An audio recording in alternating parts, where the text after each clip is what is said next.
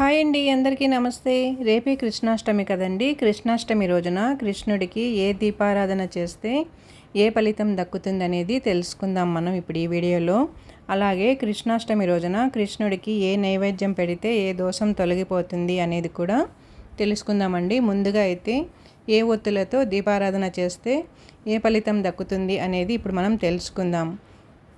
ఒక తెల్లటి వస్త్రాన్ని కొత్తది తీసుకోవాలండి. ఆ వస్త్రాన్ని పసుపు నీళ్ళల్లో అద్దుకోవాలి. అద్దిన తర్వాత బాగా ఆరబెట్టేసుకోవాలి. ఆరబెట్టిన తర్వాత దాన్ని చిన్న ముక్కలుగా కట్ చేసుకొని, అంటే ఆ ముక్కలు మనం పేడితే ఒత్తులు వచ్చేట్టుగా కట్ చేసుకోవాలన్నమాట. ఆ తర్వాత ఆ ఒత్తిని నెయ్యిలో ముంచి దాన్ని దీపారాధన చేసుకుంటే దీర్ఘకాలంగా ఉన్న అనారోగ్య సమస్యలన్నీ కూడా తొలగిపోతాయని పండితులు చెబుతున్నారు. అలాగే ఆర్థికపరమైన ఇబ్బందుల నుంచి కూడా బయటపడవచ్చు అని చెప్పి పండితులు చెబుతున్నారు. అలాగే తెల్లటి వస్త్రాన్ని తీసుకొని కుంకుమలో అద్ది ఆ వస్త్రాన్ని ఆరబెట్టి ముక్కలుగా కట్ చేసి దానిని ఒత్తులుగా చేసి ఆ ఒత్తులను కృష్ణుని దగ్గర దీపారాధన చేయడం వలన కుజదోషం ఉన్న వాళ్ళకి కుజదోషం కూడా తొలగిపోతుంది అని పండితులు అయితే చెబుతున్నారండి.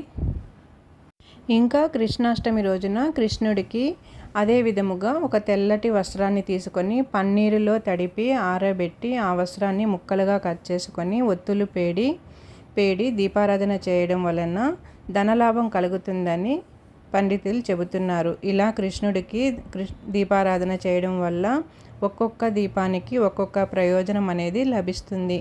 అలాగే కృష్ణుడి దగ్గర పత్తితో చేసిన ఒత్తులను దీపారాధన చేసుకున్నామంటే పితృదోషాలు తొలగిపోతాయని కూడా పండితులు చెబుతున్నారు.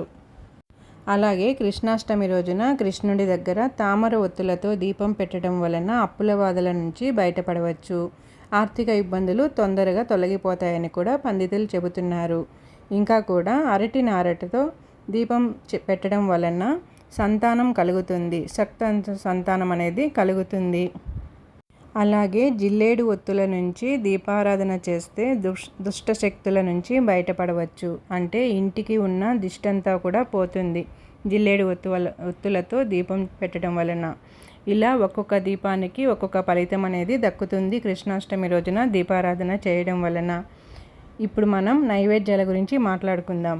కృష్ణాష్టమి రోజున కృష్ణుడికి ఏ నైవేద్యం పెడితే ఏ ఫలితం దక్కుతుంది, ఏ దోషం తొలగిపోతుంది అనేది ఇప్పుడు మనం తెలుసుకుందాం. కృష్ణాష్టమి రోజున ఒక్కొక్క నైవేద్యానికి ఒక్కొక్క ఫలితం అనేది దక్కుతుంది. వండిన అన్నాన్ని కృష్ణాష్టమి రోజు కృష్ణుడికి నైవేద్యంగా సమర్పిస్తే ఆరోగ్యం దక్కుతుంది. అంటే ఆరోగ్యం బాగుంటుంది. ఇంకా బెల్లం కలిపిన అన్నాన్ని సమర్పిస్తే మనసులో ఉన్న కోరికలన్నీ కూడా తీరుతాయి. అలాగే పులిహోర సమర్పిస్తే వివాహ సమస్యలు తొలగిపోతాయి. గొడవలు లేకుండా వివాహం లేట్ అయ్యే వాళ్ళకి తొందరగా వివాహం అనేది జరుగుతుంది.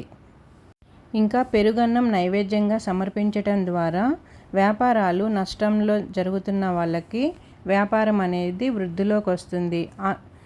నైవేద్యం పెట్టిన తర్వాత ఆ పెరుగన్నంని పంచిపెట్టినామంటే నలుగురికి వ్యాపారం అనేది బాగా జరుగుతుందని నిపుణులు చెబుతున్నారు. పెసరపప్పుతో పొంగలి నైవేద్యంగా పెట్టడం ద్వారా విద్యార్థులు విద్యల్లో అద్భుతంగా రాణిస్తారు. నువ్వులు కలిపిన అన్నాన్ని నైవేద్యంగా పెట్టడం వల్ల పితృదోషాలు తొలగిపోతాయి. ఆ అన్నాన్ని అందరికీ పెట్టాలి, లేకుంటే మీరైనా కూడా ప్రసాదంగా స్వీకరించుకోవచ్చు. అలాగే నెయ్యి కలిపిన అన్నం నైవేద్యంగా పెట్టడం వలన అపమృక్ష దోషాలు తొలగిపోతాయి. ఇంకా శనగపప్పు పాయసం నైవేద్యంగా పెట్టడం వలన ఇబ్బందుల్లో ఉన్నవాళ్ళు, అంటే కష్టాలలో ఉన్నవాళ్ళు కష్టాలు తొలగిపోయి సుఖ సంతోషాలతో ఉంటారు. అలాగే కూరగాయల అన్నం నైవేద్యంగా పెట్టడం వలన ఎప్పుడైనా ఎక్కువగా యాక్సిడెంట్లు లాంటివి అవుతున్న వాళ్ళకి అవంతా లేకుండా దోషం అనేది తొలగిపోయి సంతోషంగా ఉంటారు. ఈ విధంగా చేయడం వలన కృష్ణాష్టమి రోజున కృష్ణుడికి ఒక్కొక్క నైవేద్యానికి ఒక్కొక్క ఫలితం అనేది దక్కుతుందండి. అలాగే కృష్ణాష్టమి రోజున కృష్ణునికి ఒక్కొక్క రకమైన ఒత్తులతో దీపారాధన చేయడం వలన ఒక్కొక్క ఫలితం అనేది దక్కుతుంది.